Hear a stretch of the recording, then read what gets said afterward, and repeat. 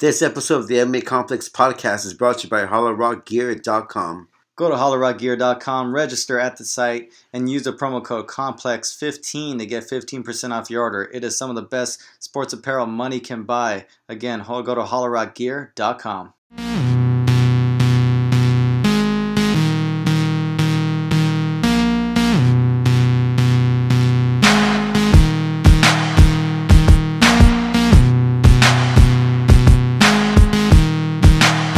Welcome to another edition of the MMA Complex. My name is James. And my name is Josh. We're coming off of a very rare, quiet UFC weekend in the world of mixed martial arts, but Combate and ONE FC did have events over the weekend. Josh and I are going to discuss some of the storylines coming out of the world of mixed martial arts. And on today's show, we have MMA veteran Savant Young on the show. We also have Top 23 winner Tatiana Suarez on the show. So we'll play that interview for you guys shortly. But first, Josh, it's a fight week for UFC 202. We have a lot of things going on this weekend. We also covered Combate on Thursday night. Over the weekend, So your thoughts for Combate and what you think about the show? No, the weekend was it was a busy weekend for us. We had Combate Americas, their 8th event.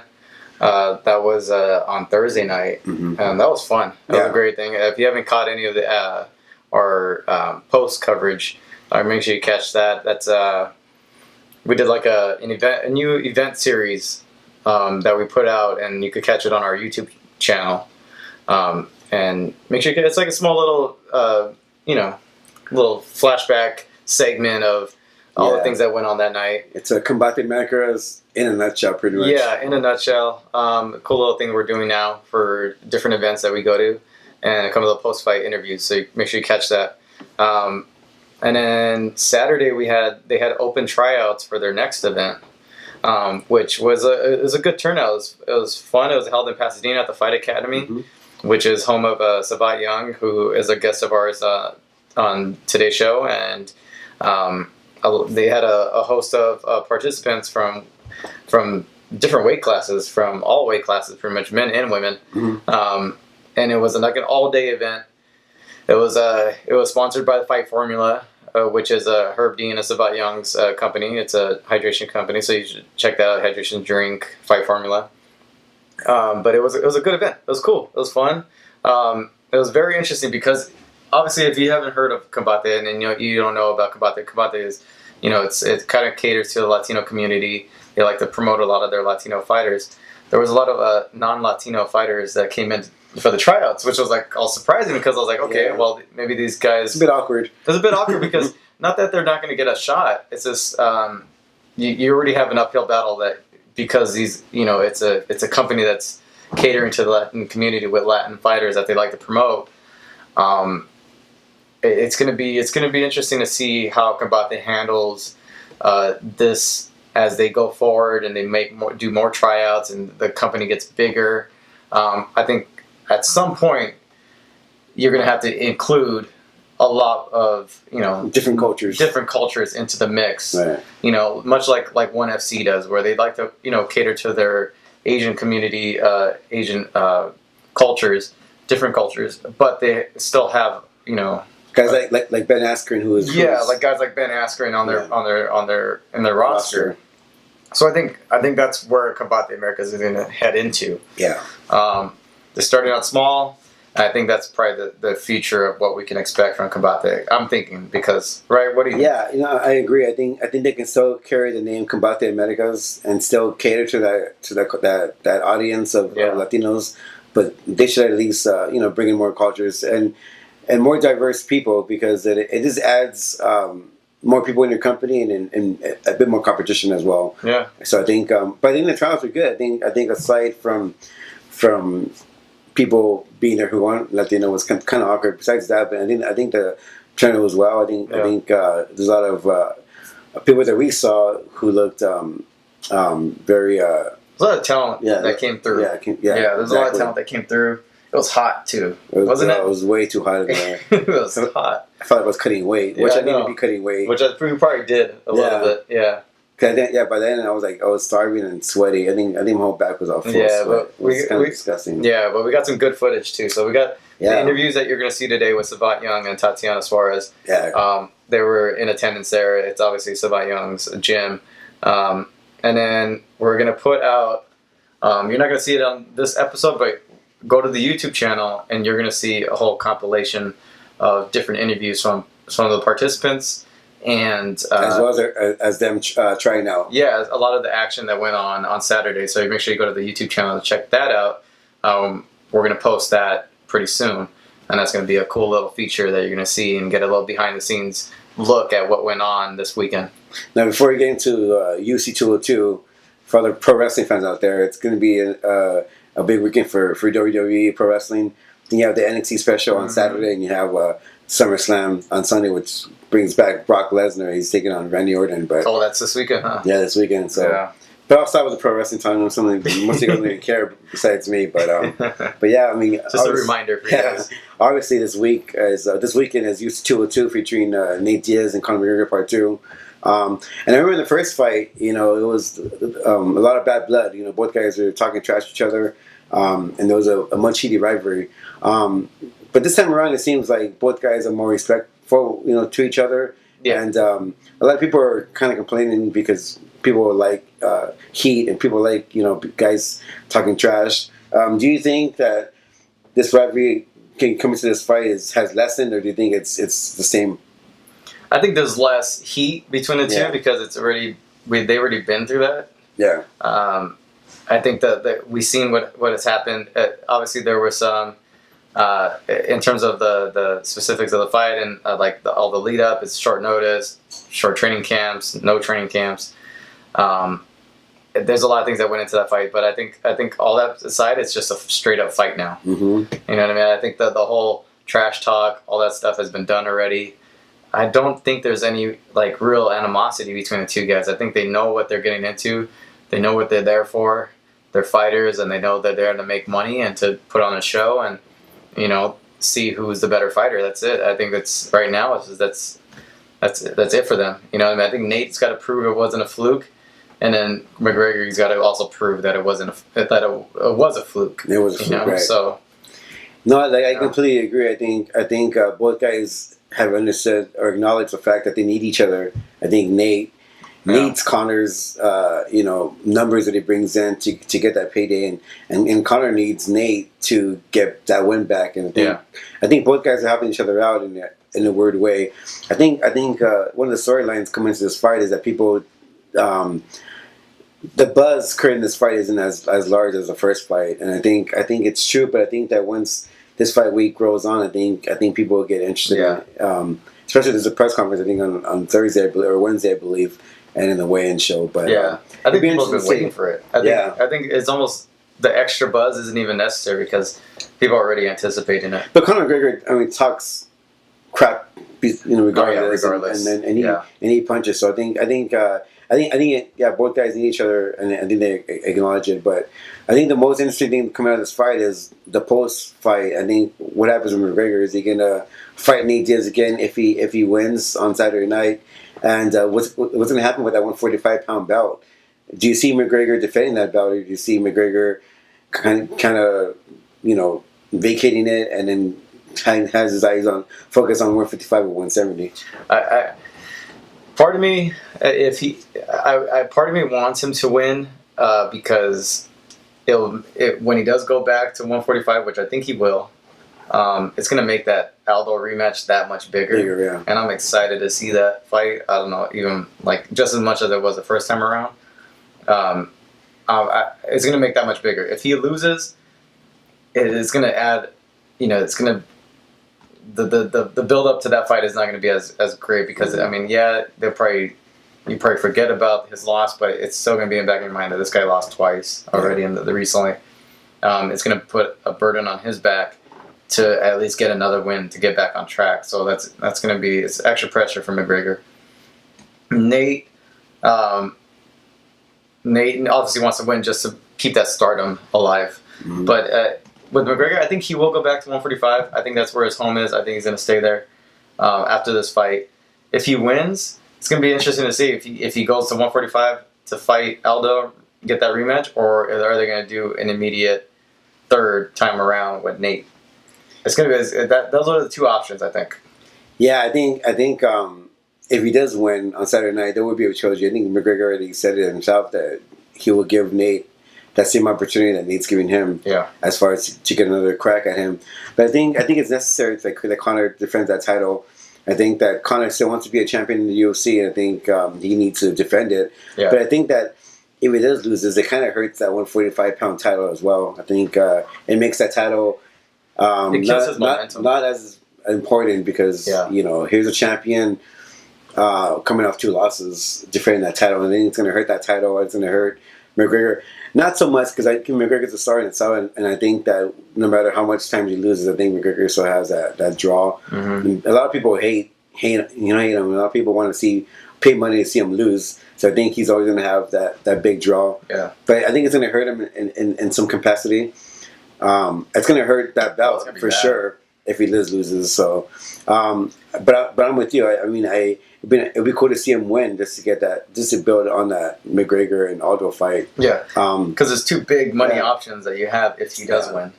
If Nate wins, where does he go from there? I don't really know. I mean, yeah, because Nate Diaz made it clear that he's the one to fight for a belt. He wants big money fights. Big money fights, yeah. If McGregor wins, there's 2 big options. I think Nate's right that they want McGregor to win because you got the third one with Nate, or you got Aldo, and those are 2 big money fights. Yeah. If Nate wins, I really don't know what fight you're going to make. You can't make the McGregor one again. And the thing is, with Nate, if he does win, I mean, the biggest payday is with McGregor. Yeah, there's nothing else really. Anybody else he fights after McGregor won't be as much money. Yeah, and unless he gets a title, but I don't know if that's going to happen, That's a long shot. I mean... I bet at 170, 155. It has to be at 170, right? Yeah. Has to be at 170. Yeah, I don't see Nate even winning the top 5 guys. Oh, well, Nate could get a title shot at 155, which I think he will. That will be his place. That's one thing that I never can comprehend when it comes to Nate Diaz is that, once you win the title, you get pay-per-view points and you can make the money from there. But with Nate, he doesn't want that title. He wants us to make big money fights. I think he wants a title, but it's not necessary in terms of making money. I think he sees that, but there's a bunch of perks you get if you're the champ. Yeah. And if he were to ever be a champ, his star will rise. He's probably as big as a star that ever right now. Yeah.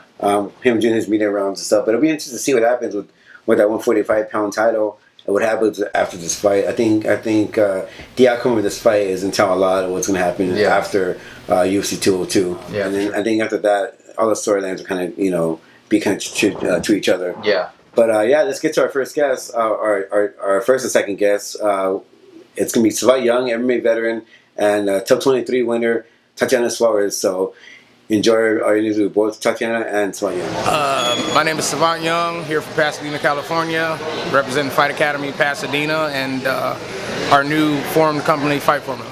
Awesome. Now we're here at the Combate Americas tryouts.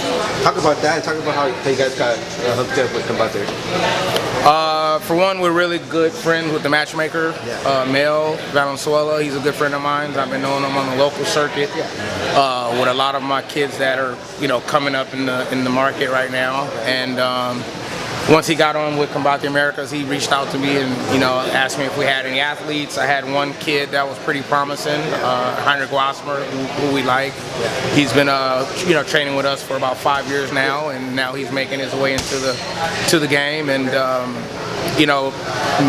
me personally seeing another event pop up that is letting the guys showcase their skills on a better stage is kind of what we're looking for. There's plenty of smaller shows for us to fight in that you don't get any notoriety or any kind of write-ups or interviews or anything like that. So we thought this would be a good fit to build his career. So it's been working out pretty good. So talk about what you got going on now with Fight Formula and all the things that you have going on with that, and how you're getting it out to fighters and the reaction from fans and your customers and all that stuff. Well, with Fight Formula, basically it's a combative athlete, rehydration supplement. We made this, for athletes that cut weight. Me and Herb Dean, we were the people that came up with the idea. We got a couple doctors on board that helped us create it. Currently, we're being distributed to all the UFC athletes right now, both in the Ultimate Fighter and the actual UFC, with pretty good success. USADA, you know, they've approved what we have. You know, they've been suggesting that the athletes take it, and so far so good. I mean, we've worked on this product for about 2.5 years, and ironically, you know, the month that they announced that there weren't any more IV usage, you know, it was good for us because they were looking around for stuff. So a lot of people submitted things that their doctors looked at and tested and tried to see if it was really what they said it was. And, you know, luckily with our product, you know, they accepted it based on what we used in it, the doctors behind it, you know, and that it works. So, you know, out of all the things that they got submitted, they, you know, chose our product, which is really good for us. That's really awesome, man. Now that you're like a former fighter yourself, do you still get that itch maybe to come back and fight, or are you fully retired? As far as fighting competitively, for me, I don't have that drive. I mean, I get my little fill out in here sparring with the guys all the time, and I spar with guys that are getting ready to fight or wrestle, and I still stay active. But as far as putting myself in harm's way, I don't think I really have that desire anymore. You know, just for the fact that I'm just older now, and I don't want to say wiser, but you know, shit hurts more now, you know what I mean? So I just rather be a coach, you know. Yeah, I'm 40 years old now, man. So I feel good, you know. I can spar, but now I like to hang out and drink beers and be normal, you know. So it's been good so far, though. And here at the Fight Academy, I mean, how long? Let the fans know how long you guys been running, where the fighting you're at, and who else do you have coming out of this gym? Well, the Fight Academy, we've been in business for about 8 years. We're here in Pasadena, 1830 Locust Street, Pasadena. You can find me, Herb Dean, a host of other up-and-coming fighters that are here. Right now we have Chris Fajardo, who did the tryouts today. He looked really good. And one of our girls tried out named Jennifer Penfield. You know, she's a really aggressive, scrappy girl from New York. And she's 2-0 right now, and I think she's going to definitely be an up-and-coming female to watch out for. So, you know, we just stay busy. We're a humble gym. We're not saying we're the best. We just work and show up to fight. Awesome. Now, this coming week is a big fight with UFC 202, Diaz and McGregor. Okay. Your thoughts on that main event, and who do you have winning that fight? You know, I got to go Diaz. You know, I'm always been a Diaz fan.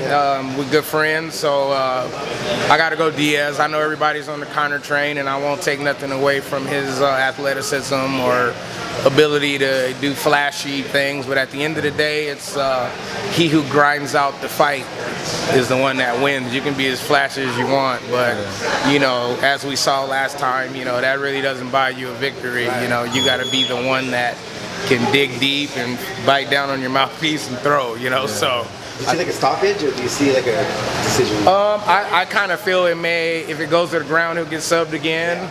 But I also think Nate is going to come way more prepared in the stand-up department. So I don't see Conor dominating it by any means in this fight, based on experience alone. I mean, I honestly feel Conor McGregor got thrusted into the limelight a little prematurely. So, you know, as a fighter myself for 15 years, I can see when guys are, you know, talk their way into, you know, notoriety. Yes, which is good for the sport. I get it, you know. But I think Nate's going to take that. Yeah. Let the fans know where they can find you on social media, Fight Formula. You can find Fight Formula basically on Instagram at Fight Formula, F2 Fight Formula on Twitter, and then Savant Young Instagram, Fight Academy Instagram. Cool. Okay, so thanks a lot. Thank you. All right, man. Fight at Ultimate finale. How are you doing today? I'm doing well. I'm just here. You know, I'm supporting my boyfriend here. He's I'm trying out for the Combate Americas, right? Yeah, Combate. Right? So you know, I'm just really excited to be here and check out the new talent they got here. Awesome.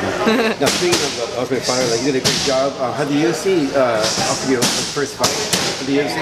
Have you heard anything for your first fight? No, I haven't heard anything yet. I told him, you know, I'm ready whenever.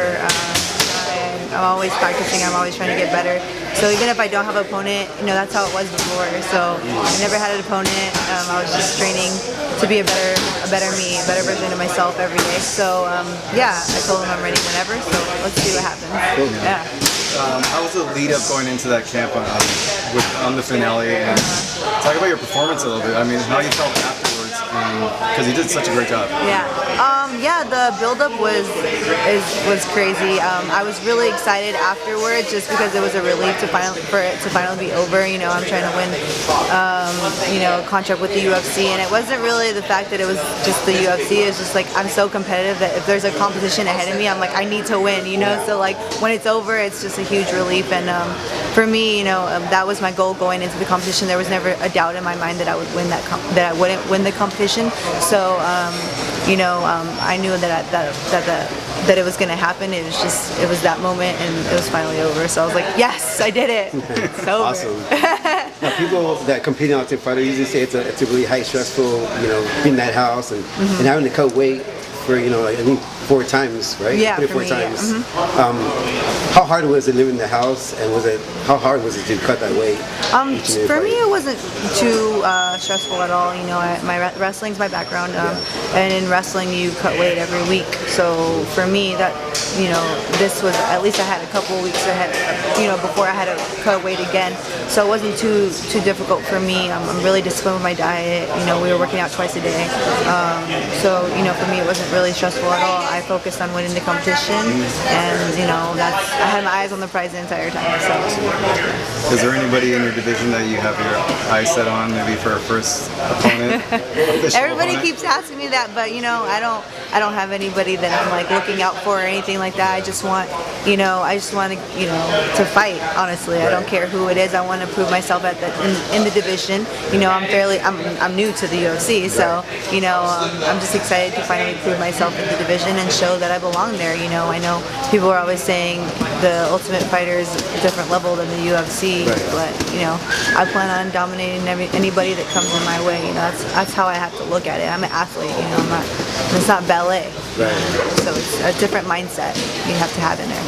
Your story is pretty amazing and pretty inspirational. Yeah. Have people reached out to you and kind of said, like you're an inspiration to me or something? Oh, yes, definitely. And that's, for me, I think that's why, the challenges that I've had in my life has come into my path. I think I teared up. Oh, yeah. Thank you. Yeah. Like your story's amazing. Yeah, Thank you. For me, I believe God put that in my path and He had a bigger plan for me, and I think it was to spread that, and to help people that are in a bad place in their life, whether it's, cancer or sickness or any kind of sickness, but just for them to have hope that there's a light at the end of the tunnel, and to, never lose hope and faith. So, cool. Yeah. Awesome. How has your life changed after Ultimate Fighter? It hasn't changed at all, to be honest. The only difference is I'm not poor anymore. That's the only difference for me, It's not bad getting a paycheck. Yeah, it's nice. So I don't have to worry about, having a job, part-time job or anything like that. I just focus now on being the elite athlete that I know that I am. So it's a relief for sure. Yeah. Well, thanks for your time. Can you just maybe do like a shout out for your sponsors and maybe how people can find you on social media? Yeah, I'm on social media. I'm on Instagram, so Tatiana Suarez UFC, and then my Twitter handle is TSP MMA 115. And I want to thank all my supporters, my family, and my coaches for everything they do for me. Thank you so much. Thank you. And that was Savant Young and Tatiana Suarez. Thank you for them for being on the show. Make sure you go onto our YouTube channel to check out the Combate Americas tryouts feature that we have on their event series. You're going to like it. It's going to showcase a bunch of the upcoming talent and all the action from that day. So make sure you go onto our YouTube channel to catch that. But next, we have a few other topics we want to get into. One of it is John Jones has gone onto Instagram recently, or at least Twitter, and put out a post, I believe it was yesterday, saying that he has been in talks with USADA and that things have gone very well, and that he's expecting to go back into competition very, very soon, and sooner than expected. He took that post down, but obviously, with the internet, nothing ever stays deleted. So, news outlets got a hold of it. People following Jones have seen it, and what do you make of this? Do you think he might get a lesser suspension or no suspension? You know, we've seen other fighters like Yoel Romero and Tim Means get 6 months. This is obviously a different case. There may be some specifics that we don't know of just yet, but what if John Jones were to return in a shorter amount of time than we expected? What do you think of that? Based on what I know, with his situation, I think he's gonna get 2 years minimum. I think estrogen blockers, is an automatic 2-year suspension, and I don't see how he can get out of that, the 2-year ban.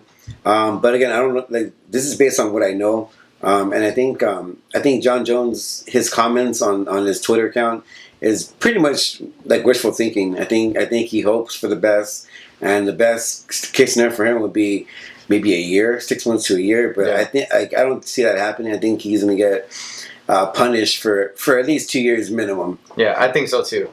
We don't know anything yet. Nothing's really been released. USADA hasn't commented on anything. Jones hasn't really put out anything official. Yeah. But this was some news that came out recently. I thought it was something big that we actually might see him a lot sooner. I don't think it's going to be anything like 6 months. I would agree with you. I think it's going to be 2 years at the minimum. 2 years, yeah. Maybe a year each. And biting that there are some circumstances that aren't that we don't know of yet. Maybe they found a tainted supplement. Maybe something got into his system another way, and he has a way to prove it. I think that's the only way. But this has some very big implications on the future of that division. A 2-year suspension, we know how quick that can go. Especially in fighting. It's 2 years is up, and before you even realize it, will he get another crack at Cormier? Will Cormier still be in the UFC at that time? He was already up in age. Who will be the champion at that time? This weekend you have Glover Teixeira and Anthony Johnson. That's a big, number one contender fight right there. Most likely the next person is going to get another crack at get a title shot. It's pretty big. I think in terms of his case with USADA and his suspension, we most likely will find out more this week, I believe. But time will tell. Another side note is this morning there was some news regarding Nick Diaz. Okay, and this is a side note. Just recently, we found out not too long ago, USADA paid him a visit in his hotel room. Nick Diaz took to, I think, Snapchat or Instagram stories and put out a series of videos filming his interaction over the phone with this USADA agent, and pretty much telling them that he wasn't gonna do the test right now, to come back in the morning, that he's been out all night. He pretty much denied a USADA test. And you could hear this lady on the phone saying, if you don't comply, this could result in a suspension. And he's just like, he kept on with it, and just, obviously put some videos out saying that I told them where my room number is. They come in the morning. I'm gonna go to sleep now. Bye. You know what I mean? I think obviously he might have been intoxicated. You could kind of see it, but it's not a bad. It's a bad look for Nick, especially with Nick. Especially with Nick Diaz. Nick Diaz is a person who has a track record with the, getting in trouble with the UFC with the commission. Yeah, and I think Nick Diaz likes to dig himself in the hole. Like he wants to make money, but he doesn't play the game just a little bit. And I think that knowing his consequences, if he doesn't comply and still denying it, it makes you scratch your head, and it makes you think why he would even do that, considering he wants to make money and still fight. I think if he gets suspended, which I think he might, or he will get suspended. I think his career is done. I think he hasn't fought for a long time already, and just added suspension or added years due to not complying with anything. I think it's going to hurt him at the end. And he's up there in age. I think Nate Diaz is gonna shine, and I think Nate Diaz will probably become like a coach or someone. But as far as fighting, I don't see him fighting at all. He just got off the suspension. August 2nd. Yeah. This is not a good thing to right out of suspension deny USADA USADA test. Knowing the rules. Yeah, we've seen what's happened before. Yeah.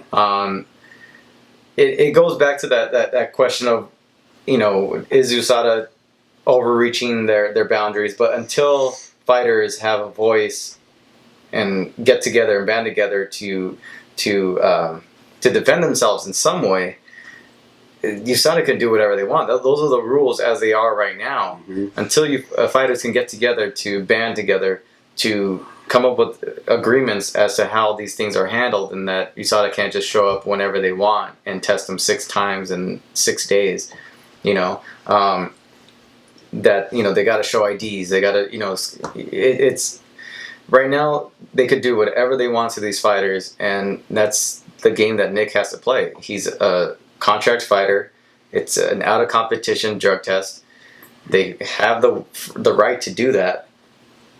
It's not gonna be good. We're gonna find out more as the day goes on, as a week goes on, because it's not even 24 hours old. So that's a story to keep an eye on. We'll probably get to it the next episode. Yeah, for sure. Another topic that I want to get to quickly was the topic of Mackenzie Dern. And then if you don't know who Mackenzie Dern is, she's pretty much the top female jiu-jitsu practitioner in the world right now. Multiple champion. Made her MMA debut. I believe it was Titan, right? Yeah, and she's beautiful. Yeah, she's a very marketable person. Yeah. There were talks of her. I think Benson Henderson came out saying that Mackenzie Dern could be bigger than Ronda Rousey at some point. Be a bigger star than Ronda Rousey. Mackenzie Dern has gone on to say that she plans at the end of 2017 to fight for a UFC title by the end of 2017. Mm-hmm. This is a 2-question thing. Do you think she can be as big of a star as Ronda Rousey? Why or why not? And do you agree with her timeline? And is it realistic of her being a champion at some point? I don't think she'd be a champion in 2017? At the end of 2017. She said she'll at least fight for a title at the end of 2017. Fight for a title, maybe. Yeah. Be a champion, I don't think so. I think that division, the top 5 girls in that division are really tough. Mm-hmm. So it'd be really hard for her to even crack the top 5. As far as her being a bigger star than Ronda, I don't think so. And only because Ronda Rousey is a pioneer of the sport. If it wasn't for her, fighting in the UFC, there wouldn't be any women's division. So I think she's a pioneer in her own right. And I think that because of that, and she broke barriers as far as mainstream entertainment, and her being the first female in the UFC, people are latched onto her, and she is what she is today. And I don't think anybody can ever top her popularity in mixed martial arts or in entertainment in general. So yeah. What about you? I think 2017 fight for a title, possibly, depending on how things go with her career. She with get Titan. signed. Yeah. I know with her MMA debut, she looked really good on the ground. She obviously dominated her opponent. Mm-hmm. She's still fairly green. We don't know much of her stand-up. Her jiu-jitsu is obviously top-notch. But she didn't finish the fight quick. It went distance. Yeah. She took some damage in the fight, so she's still relatively green, but looks promising. Mm-hmm. Fight for a title, it's hard to say. I mean, there's so many things that have to go into play so for that to happen. Yeah, so many variables in between that. I don't know about that. Maybe enter the UFC by 2017. I could see that happening. Yeah. No, fight for a title, I don't think so. Yeah. Now, for her being a star, that's a different story. We don't know much about her. Even as MMA fans, we don't know a whole lot about her background. We know a little bit. Yeah. But even in jiu-jitsu world, I mean, a little bit of like where she's come from, where she's been training, her record. You obviously know that, but her personality. I mean, she seems very nice. She's fluent in Brazilian, Portuguese. Although, here's the thing. I don't know if you've seen this, but people could go online and look it up. There are side-by-side comparison videos of Mackenzie Dern. Mackenzie Dern is not Brazilian, although a lot of people think she is. She's totally American. She's completely American. She's from the Midwest, East Coast, or I think she's from the East Coast actually. There's videos of her from like 2-3 years ago, speaking fluent English, no accent, nothing. Yeah. You look at her videos now and her interviews now, and obviously it's sympathetic when you move to another country, you learn the language, you start to talk like those people, you start to pick up their lingo.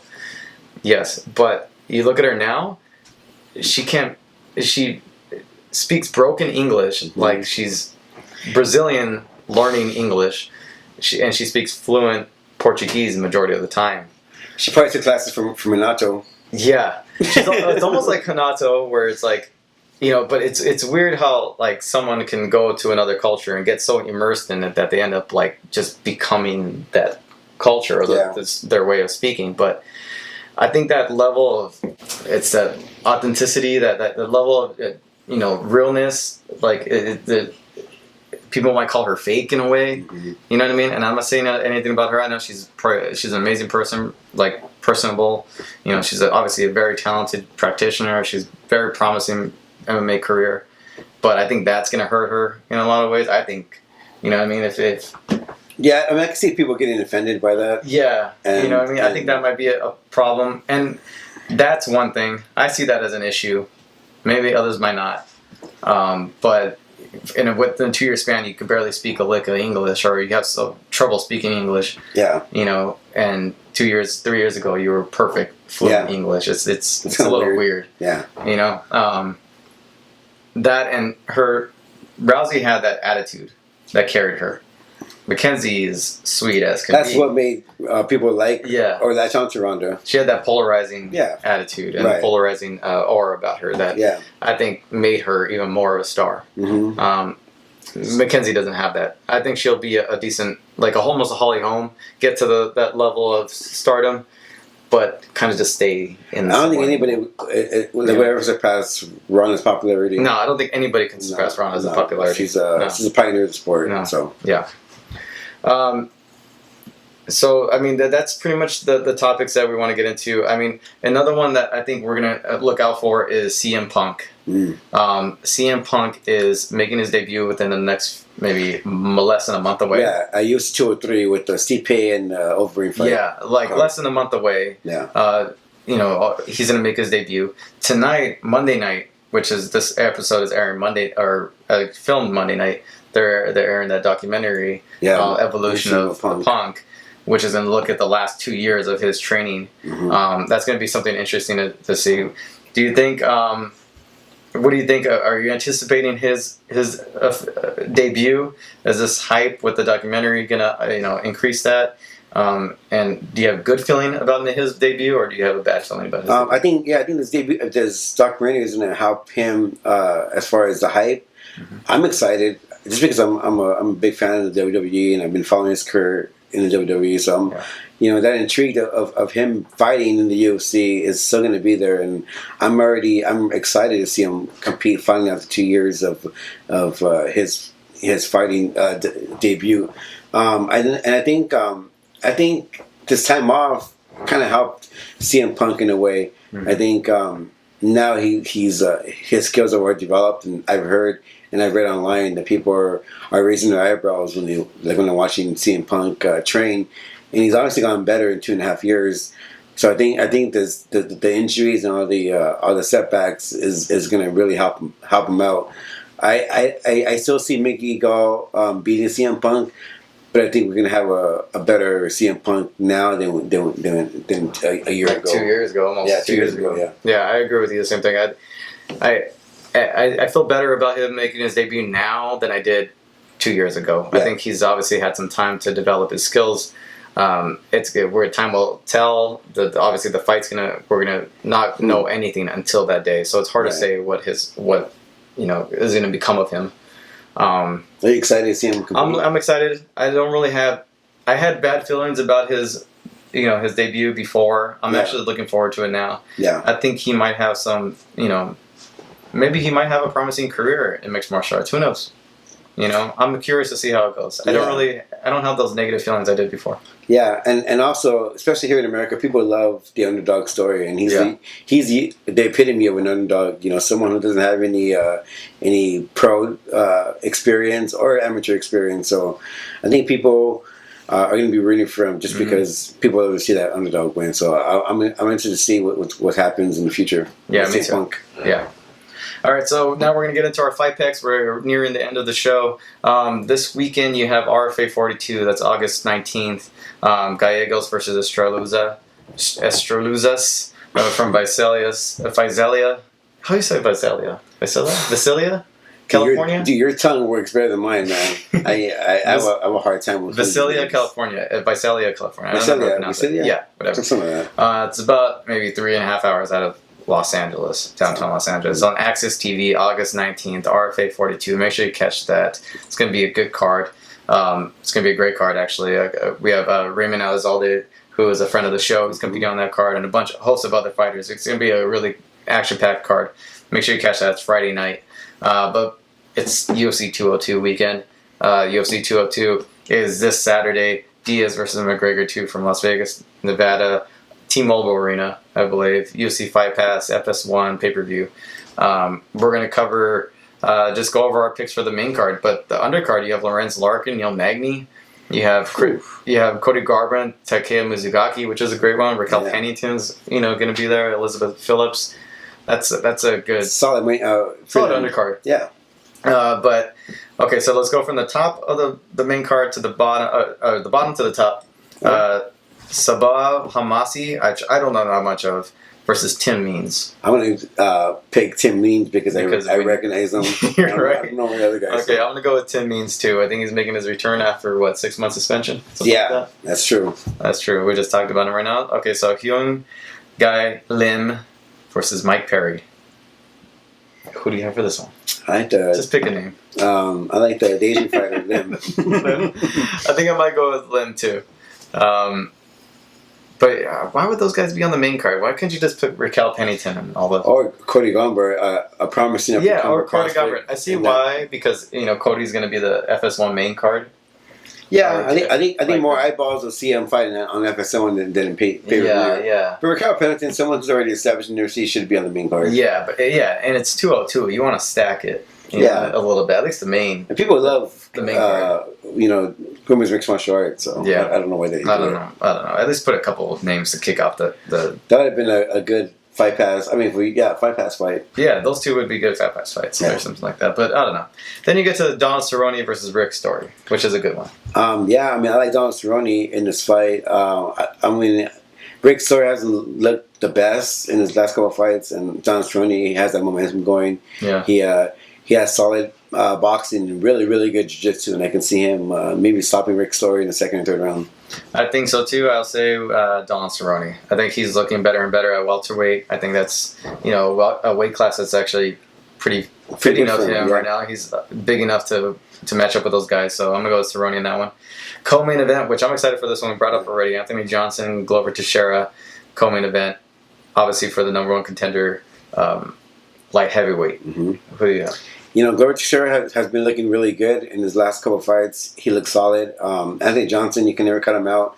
He has that powerful right hand. Anything that he throws is knockout power shot. So I think I'm going to pick Anthony Johnson knockout. Yeah, Anthony Johnson.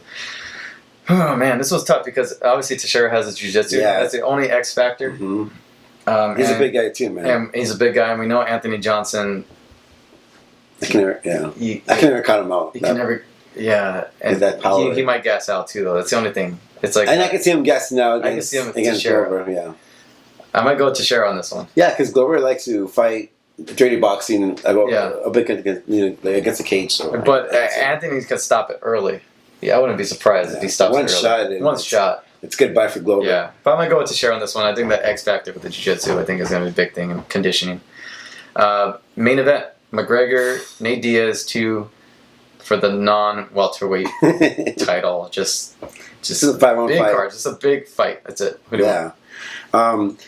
As much as I want to see McGregor win, because I want to see that either the trilogy or him having momentum going to that older fight, I don't see how he gets past Nate Diaz. To be honest, I think that obviously Diaz is a better jiu-jitsu competitor on the ground. I think.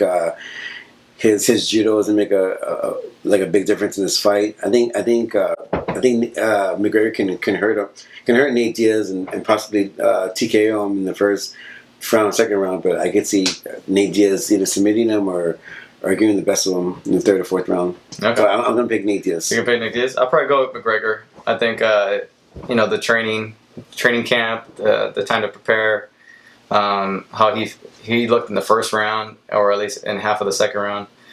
I'll just go with McGregor. Just see how that goes. I think, and then I'll build up a third fight. Yeah, I think the second fight's a lot closer than the first fight. Yeah, I think so too. I think both guys have time to prepare, and I like McGregor's chances. Yeah. So let's go with that. Okay. And that's it. Those are the fights for the weekend. Friday night and Saturday night. Obviously, USADA 202 and RFA 42 on Friday. I want to thank you guys all for watching this episode, listening to this episode on iTunes. Make sure you subscribe on all platforms, YouTube, iTunes. Make sure you catch our Combate Americas tryouts segment on our YouTube channel. Go there, and thank you for watching the show. You can catch him on Twitter at MMA Complex Josh. You can catch me on Twitter, MMA Complex James, JYMZ. And you can also follow the show on all platforms on social media, Instagram, Facebook, and Twitter. themmacomplex.com. Yeah. All things MMA Complex. Just look up MMA Complex. You'll find us there. Yeah. So big fight this weekend. We're going to cover all the post-fight on the next episode. So until then, enjoy the big fight and enjoy your week.